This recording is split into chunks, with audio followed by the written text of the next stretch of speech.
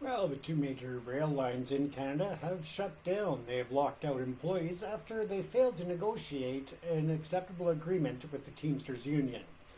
I'm going to pull up on the screen, which you can already see here, and we'll take a look at what is being reported. This report here is from the Guardian newspaper, and of course, known worldwide for their reputation in credible and reliable news services. The union dispute shuts down Canadian freight rail amid fears of U.S. trade. So this is the headline, of course, that you're seeing not only here on the Guardian, but on other news agencies worldwide.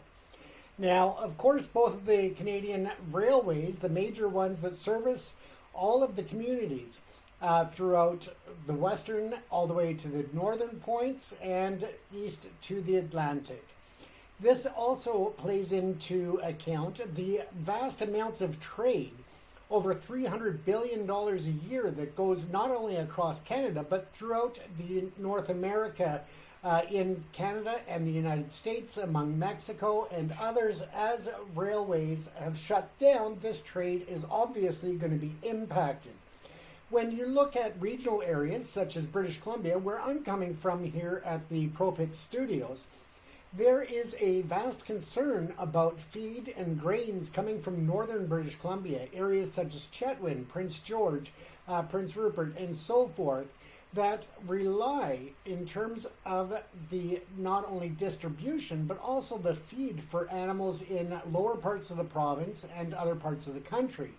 Now, you could be looking at legumes, you could be looking at grain, but this is all going to be impacted because it traditionally is delivered or moved via the rail system. Now, the decision confirmed by the Teamsters has set the stage for an unprecedented rail stoppage that could badly damage the Canadian economy and have significant effect on cross-border trade with the U.S. Now, of course, we already know that inflation, increased costs such as carbon taxes and transport have already driven prices through the roof for many families throughout the country. All of these costs are adding in to the real problem that families are facing in putting food on the table, getting kids to and from school, and any other extracurricular activities. The costs have skyrocketed while wages have not increased, keeping pace. This will only further impact the Canadian economy, which is already suffering as a result of the things that I've just mentioned. Now, Canada is the world's second largest country by area and relies heavily on rail transport. The stoppage is expected to cripple shipments of grain, potash, and coal, while also slowing transport of petroleum products, chemicals, and vehicles. Now, a lot of shipping that comes into the country arrives via ports in Vancouver and the West Coast, as well as the eastern seaboard. Now, of course, we are looking at a stoppage of all of these shipments coming off of the cargo ships and being placed on the rail system for delivery throughout the country. This is going to place a huge burden on the trucking industry, but again, it's not going to be enough to keep up with the demand, not by any stretch of the imagination. Industry groups have encouraged Justin Trudeau and the Liberal government to prevent the stoppage, again noting that the transport railway system moves about $380 billion worth of goods annually. And of course, this is something that has not been done yet. And it's really up in the air, because if he does go ahead and name them as an essential service to keep the goods moving and Canada's economy online, it also is going against the principles of having negotiated settlements. The rights of the railways to lock out employees, or vice versa, if the railways were subjected to strike by the railway employees, then of course it is a part of negotiations and the right to do so in this economy. It is, however, of course, the concern that it's going to have a lot of spill-off effect in the supply chain. This is going to be drastically impacted from coast to coast to coast. And of course, as I said, many of Canadian communities are reliant upon the rail system to get deliveries. This will also impact the auto sector as many of the vehicles are moved across the country via the rail system. And whether that is imports coming in on ships or the ones that are assembled here in North America, it's going to have a drastic impact on the availability and supply, again pushing up the prices.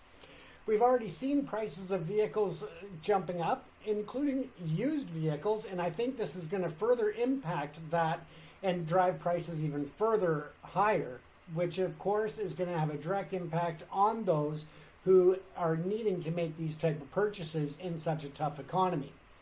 Now, CN confirmed it had moved ahead with the lockout, saying the union did not respond to another offer by CN in the final attempt to avoid labor disruption. It said without an agreement or binding arbitration, CN had no choice but to finalize a safe and orderly shutdown and proceed with the lockout. Now, of course, we know that they could have extended the deadline if there were talks that were moving in the right direction. So it seems that they were not moving at all. They seemed like they were at a stalemate, and this has resulted in that lockout. The union has said that despite months of good faith negotiations on part of the Teamsters Canada Rail Conference, parties remain far apart, and both CN and the Canadian Pacific Kansas City have began their lockout as of midnight tonight, and it is now 3:22 a.m. in British Columbia, so it started just over 3 hours ago, and we don't know how long this is going to last or if the government will step in and order them to open the doors and get back to work. Despite the lockout, the Teamsters are remaining at the bargaining table with both companies and hope to find a resolution between all parties without bringing in an arbitrator or without a back-to-work order.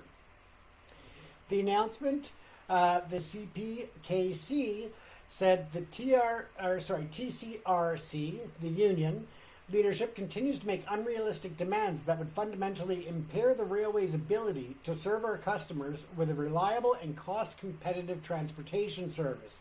Now, of course, once again, we look at the economic conditions.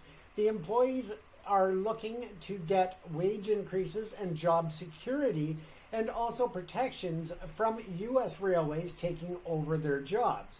So there's a lot to be looked at. It's not just a financial issue, of course. It's job stability and future of the industry in itself. So there are both sides of the argument, but whatever happens, it is going to be the general public in Canada that pays the price for the shutdown. Now, its announcement, we'll go ahead and move through this article and just cover their points here. And a pause to freight traffic will have cascading effects on Canada and the U.S., according to the Railway Association of Canada. Affected rail carries more than $1 billion worth of goods each day, which we've already discussed. Nearly half the aviation fuel used at Toronto's Pearson Airport, and that's Canada's busiest airport terminal, arrives by rail. More than 32,000 commuters in Montreal, Vancouver, and Toronto rely on the rail network. A strike could also hit the mining, agriculture, and retail industries, of course, with the supply chain being interrupted. Let's go back for a moment, though, and talk about the airlines. Of course, there's going to be a need for the aviation fuel to continue to be serviced to the airports. How that's going to happen? Because I don't believe that the current network and infrastructure is in place to be able to handle that by rail. This, again, will probably push the price of aviation fuel through the roof, and that, of course, is going to be coming down to the people who are traveling via airlines.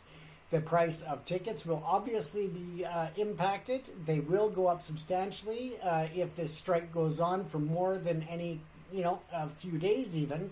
It'll start to have an immediate impact on the economy. For those who are shipping overseas and such via air, of course, that's going to impact prices there as well. So it's going to be a trickle-down effect into the entire economy throughout Canada. When we go through this, of course, they brought up the point that agriculture, mining, and other industries are going to be impacted. And of course, once again, these commodities are moved by rail.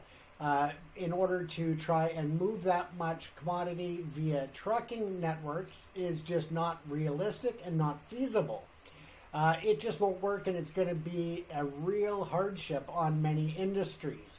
As we know, the railway has locked out the employees, but in effect, they are going to be locking out other employees of other industries, because without the movement of the commodities, it's going to have a direct impact on what they're able to process, what they're able to sell, and eventually, and most importantly, what they can get to the market, whether that's domestically or in terms of exports.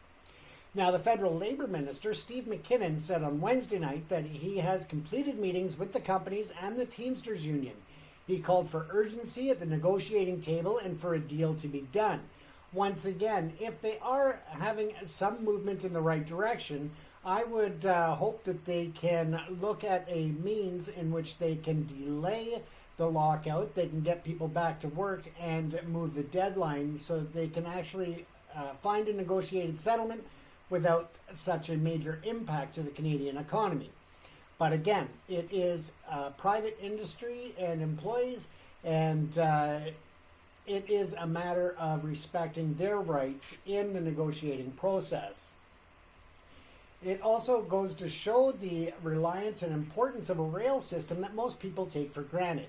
Most people just assume that when they go to the big box stores or the mom and pop shops that everything just magically appears on the shelves, but it doesn't. It's sent from all over the world. When it arrives, it's got to get from the ports and the air terminals and such to its locations, and a lot of times that involves the rail system, not only the trucking industry. So again, this is going to have a huge impact. It will actually impact the trucking industry as well, because when you are looking at the container trucks that are coming and going from the rail yards, that is going to be a direct impact where those trucks are not set up for other types of freight movements. So it's not as though they have open bin containers that they can just go up and load up with potash, or they can load up with legumes or grains, mining essentials and such. So again, these trucks are purpose-driven, and no pun intended, but that is the truth and the reality of it, that it's going to put a lot of truckers in a very precarious position, because of course their overhead may be reduced because they're not working, but at the same time there are a lot of fixed costs that they're not going to be able to meet those obligations in this time of struggle already. Now, we know that the trucking industry, transportation, and others have had major challenges over the last 5 years, and this is not going to help in any stretch of the imagination. We know that last year, when the film and television industry was on strike, it created a massive, massive impact in the Canadian economy. We're talking billions of dollars that were lost due to the shutdown of film and television production. And when you take into account the money lost there, that is nothing compared to the money that will be at risk here with the rail industry shutdown and the jobs that are going to be impacted. So it again is a very big issue that needs to be resolved. But again, it's a matter of balance. Do you step in and force them back to work and force the railways to move the goods, or do you hope that they can quickly and expeditiously find a resolution to the contract stalemate that's going to be acceptable to both sides? McKinnon last week declined a request from CN and CPKC to move negotiations to binding arbitration. These collective bargaining negotiations belong to CN Rail, CPKC, and the Teamsters workers alone, but their effects will be borne by all Canadians, as we've just discussed. On Wednesday, Trudeau said the country's two main rail companies and the Teamsters Union had to settle their differences at the negotiating table, but stopped short of suggesting his government might get involved. Again, when you're looking at a $380 billion industry per year and the reliance of so much more of the economy on the rail system, it's going to be hard for the government not to step in at some point if this drags on. Here it also went on to state that my message is very straightforward. It is in the best interests of both sides to continue doing the hard work at the table to find a negotiated resolution, and that was from Justin Trudeau. Millions of Canadians, of workers, of farmers, of businesses right across the country are counting on both sides to do the work and to get a resolution. And again, that was Justin Trudeau speaking about the work stoppage. The Deputy Prime Minister, Chrystia Freeland, weighed in, and she said that we know the best deals are reached at the bargaining table, and I'm calling with extreme seriousness on the employers and on the union to roll up their sleeves to get a deal done. So as you can see, there is an urgency coming from Ottawa for all parties to find a negotiated settlement. But again, they are stopping short of saying that they will introduce legislation to order them back to work as essential service. The union representing the workers at CPKC said the company wanted to gut the collective agreement of all safety-critical fatigue provisions, while those with CN said the rail operator wanted workdays to be extended in western provinces, potentially creating a fatigue-related safety risk. The unions have cited fatigue management, rest periods, and scheduling as key sticking points. Now, for those of you who are unfamiliar with what they're talking about in terms of the fatigue-related safety risk, we know that when you are tired, when you are driving, your reaction times are slower, and there's a much higher risk of accident. When you are working and you are extremely fatigued, again, it increases the responsibility of the employers to make sure that employees are cared for, that they come to work well rested, and that, as far as the employer's side, is making sure that they have enough time off in between shifts to get that rest. Now, this becomes an even bigger issue when you're looking at the railways. There are very limited opportunities for the rail workers to get breaks in between stops and stations.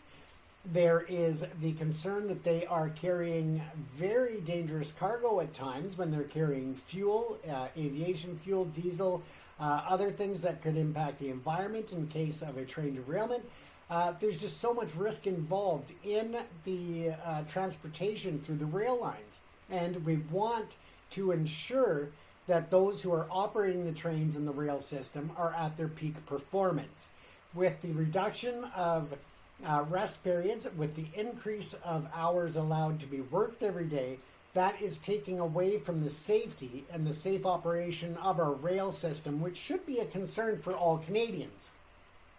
When we look at some of the largest train accidents over the past decades, of course, we know that there has been environmental impacts that go on, and the mitigation is very difficult, especially when you're looking at remote areas in which the rail system travels, and the ability for mitigation teams and emergency response teams to access those points where there are risks of the spillage of accidents and derailments causing contamination to very sensitive ecosystems and to wildlife and nature. So again, it is a very important point that I believe in the union themselves sticking up for employees to ensure that that rest period is protected. And when you look at the trucking industry, of course, there's been a very large change in that industry when it comes to hours of service, safety, and protocols. And of course, now the rail system is asking that we go the opposite direction when it comes to rail worker safety and their rest periods. So I really have a concern with that. I believe that they need to make sure that they are cared for, and that by means of ensuring quality rest periods and the length of time for rest periods. Further to that, they also look at movements of staff to remote locations or locations far from their homes, and they could be there for months at a time where they are short-staffed or where they cannot get the proper recruitment for people to work. Now, this becomes an issue. I mean, when you have a family, your employer wants to move you on a temporary basis, 600 to 1,200, 1,500, 2,000 kilometers from home for months at a time. You're away from your family, and the railway is not willing to compensate them additionally for this, and that really has to become a sticking point for the employees. I personally find that that is very insulting and disrespectful to the workforce. If you're going to ask this commitment and this sacrifice by your employees, then you've got to be able to sacrifice something in exchange, and that would be to make it a bit more worthwhile for them to take these assignments or to accept these assignments. Now, of course, the union is fighting for these rights, but had they not had a union, the employees would not have any recourse besides quitting their jobs in these situations. So it's important to note that even if you hate unions, which I know some people do out there, they are there to protect the workers and to look after the safety, not only for the workers, but of the communities in which these trains travel through. So again, it is a very big story. It's a very big situation taking place right now with the lockout of the railways. And once again, we'd like to thank The Guardian. We just kind of went through their story here to bring up the points of which are contentious for both sides of this labor dispute. This is James Kuzno coming to you from Vancouver, British Columbia at the ProPix Canada studios. If you have any comments that you'd like to share, please do so below in our comments section. If you have ideas for stories, by all means share those as well. We're always happy to find stories that are of interest to our viewers and to bring them to the screen. Take care, everyone. Stay safe, and let's hope that we can find a way for the railway systems and the workers to find a negotiated settlement that's agreeable to all sides and that can benefit our future growth and development as a nation, and to continue the goods flowing from east to west, from north to south, and to the international markets. Take care, everyone. Stay safe.